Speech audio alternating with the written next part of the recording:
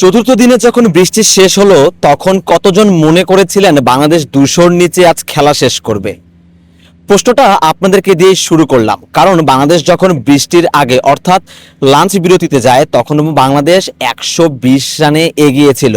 এরপরে টানা প্রায় 2 ঘন্টা খেলা বন্ধ ছিল, মাঝখানে লাঞ্চের বিরতি ছিল, টি ব্রেক ছিল, সব মিলিয়ে প্রায় 3 ঘন্টার মতো খেলা বন্ধ ছিল, একটা সেশন ভেস্তে গেছে।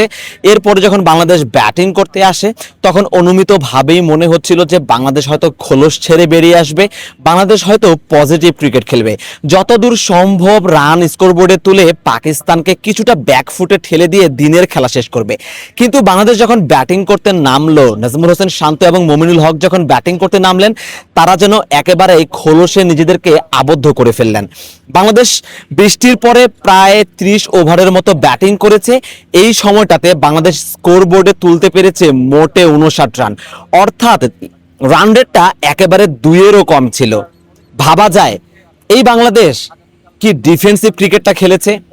অবশ্য বাংলাদেশের কাছে এমন ডিফেন্সিভ ক্রিকেট খেলা একেবারেই নতুন কিছু নয়। আমরা 2024 টি-20 বিশ্বকাপেও দেখেছিলাম আফগানিস্তানের বিপক্ষে যেই ম্যাচটা জিতলেই কিনা বাংলাদেশের সেমিফাইনাল নিশ্চিত হতো, এমন একটা সমীকরণের ম্যাচে মাহমুদুল্লাহ রিয়াদের ব্যাটিং অ্যাপ্রোচ আমরা দেখেছিলাম। সে সময় আমরা সমালোচনাও করেছিলাম। সে সময় প্রেস কনফারেন্সে এসে কিন্তু বাংলাদেশ দলের প্রতিনিধি বলেছিল তারা আসলে সেমিফাইনালের জন্য খেলেনি, তারা মূলত ম্যাচ জিততে চেয়েছিল। সুতরাং বাংলাদেশের কিন্তু শুরু থেকেই বাংলাদেশের ক্রিকেটের মাইন্ড সেটআপটা ডিফেন্সিভই।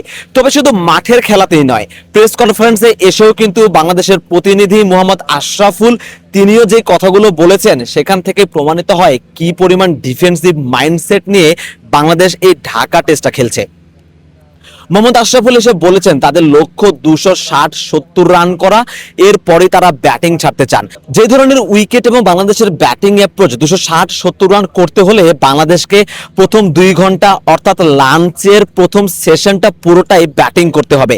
এরপরে হয়তো 2টো সেশন পাকিস্তানকে তারা ছেড়ে দেবে ব্যাটিং করার জন্য, এবং যদি সত্যি 260-70 রান কিংবা 300-এর কাছাকাছি একটা টার্গেট সেট করে, সেক্ষেত্রে কিন্তু বলা যায় যে এই ম্যাচের রেজাল্ট বের করা একেবারে প্রায় অসম্ভবের পর্যায়ে চলে যাবে কিন্তু ব্যাপারটা। তবে পাকিস্তানের এন্ড থেকে কিন্তু মোহাম্মদ সালমান আলী আগা আজ প্রেস কনফারেন্সে এসেছিলেন, তিনি কিন্তু বাংলাদেশকে একটা চ্যালেঞ্জই দিয়ে রেখেছেন।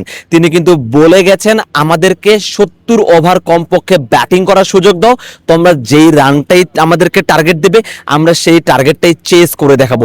বেসিক্যালি এটাই কিন্তু হয়, এটাই কিন্তু আধুনিক ক্রিকেট। আপনাকে পজিটিভ ক্রিকেট খেলতে হবে, আপনাকে জেতার জন্য খেলতে হবে। আপনি যদি ড্রয়ের জন্য খেলতে নামেন, আপনি যদি মাঠে নামার আগেই হেরে যান, জেতার মানসিকতা না থাকে, সেক্ষেত্রে আপনি কিন্তু কখনোই জিততে পারবেন না। নাজমুল হোসেন শান্তর ব্যাটিংটাকে কাঠগড়ায় দাঁড় করানোই যায়।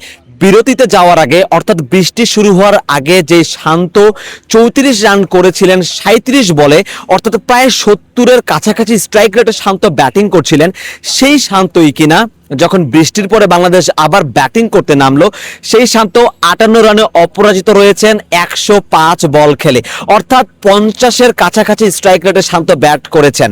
একেবারেই ভাইস ভার্সা বলা যায় যে শান্ত 70 স্ট্রাইক রেটে ব্যাটিং করছিলেন, যখন মনেই হচ্ছিল নাজমুল হোসেন শান্ত অন্ততপক্ষে চালিয়ে খেলবেন, রানটাকে যতদূর সম্ভব এগিয়ে নিয়ে চেষ্টা করবেন, তখনই কিন্তু শান্ত নিজেকে খোলসে আবদ্ধ করেছেন। মিরপুর শেরেবাংলা জাতীয় ক্রিকেট স্টেডিয়াম থেকে সারোয়ার সেতু, আজকের পত্রিকা।